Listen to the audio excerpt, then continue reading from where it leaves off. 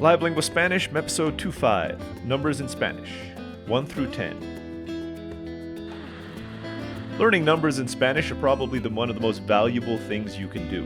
Whether you're just visiting a country and want to negotiate, or whether you plan on living there in the long term.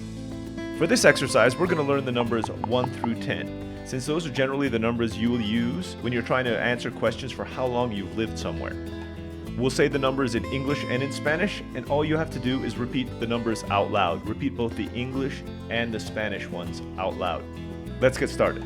Empecemos. 1, 1, 2, 2, 3, 3, 4, 4, 5, 5, 6, 6, 7, 7, 8, 8,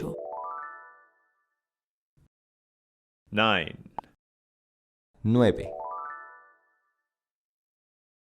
10, 10.